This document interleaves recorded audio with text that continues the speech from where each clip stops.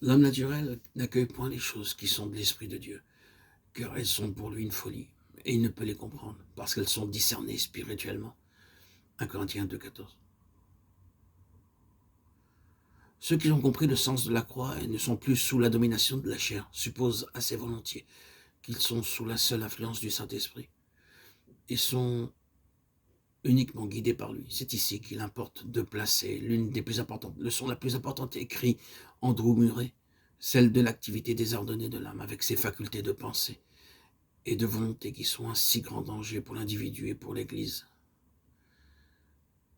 Voici un homme né du Saint-Esprit vivifié, l'Esprit de Dieu demeure en lui. La croix, qui est la porte, le chemin, la source de la victoire et l'affranchissement de la chair, lui a été révélée. Sa façon de vivre est toute nouvelle, il marche en nouveauté de vie, pour employer l'expression de l'Écriture, et remporte la victoire sur le péché que manifestait autrefois la vie de la chair, qui est devenue son âme, c'est-à-dire son intelligence, ses sentiments, ses émotions, sa personnalité, son moi, et qui est la force animatrice de cet homme qui n'accomplit plus les désirs de la chair.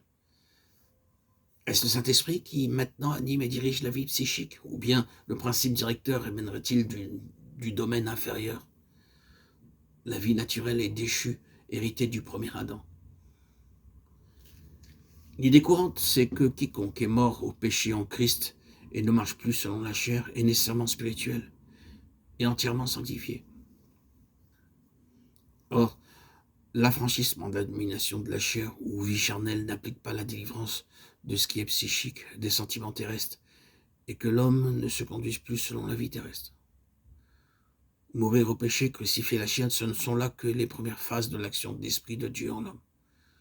Celui-ci peut ne plus être charnel et demeurer psychique, être toujours sous l'influence de l'âme au lieu de se mouvoir dans le domaine spirituel où s'établit le contact entre l'homme et Dieu. Pour comprendre clairement ce qui précède, voyons ce qui manifeste que le chrétien est resté psychique lorsqu'il a cessé de marcher selon la chair. L'âme comprend l'intelligence et les émotions, et elle est le siège de la personnalité, donc du sentiment de soi. Même quand le chrétien est affranchi des œuvres de la chair énumérées dans Galates 5, 19, 21, son intelligence, ses émotions peuvent recevoir les impulsions de la psuké, de la vie de l'âme animale, au lieu d'être animée par le Saint-Esprit qui habite l'esprit humain régénéré. Nous dirons donc que le chrétien psychique est celui dont l'intelligence, la pensée, les sentiments, les émotions sont animés par la vie du premier Adam, au lieu de l'être par la vie de Christ. Esprit vivifiant qui contrôle, influence l'intelligence et les sentiments de quiconque marche selon l'esprit. 1 Corinthiens 15, 45. Le Saint-Esprit demeurant dans l'esprit peut rendre le croyant capable de crucifier les œuvres du corps, même lorsque son intelligence et ses sentiments sont restés charnels. Pour ce qui est de l'activité intellectuelle, nous avons dans l'épître de Saint Jacques un parallèle qui jette une vive lumière sur l'une et l'autre source animatrice, l'une et l'autre sagesse.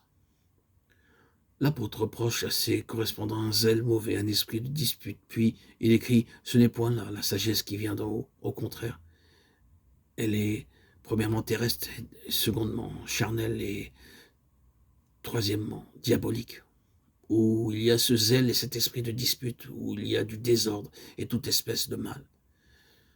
Mais la sagesse qui vient d'en haut est d'abord pure, ensuite pacifique, modérée, conciliante, pleine de miséricorde et de bons fruits, exempte de duplicité et d'hypocrisie.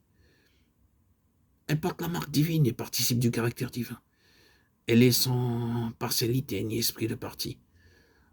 La sagesse qui vient d'en haut n'est pas contaminée de vie psychique. Elle ne s'y trouve plus de place pour le sentiment du moi, pour les opinions et points de vue personnels qui provoquent querelles, divisions, jalousie. Au contraire, elle produit la paix. Nous reprendrons plus loin le troisième point de l'apôtre concernant la sagesse psychique, qui est, dit-il, diabolique.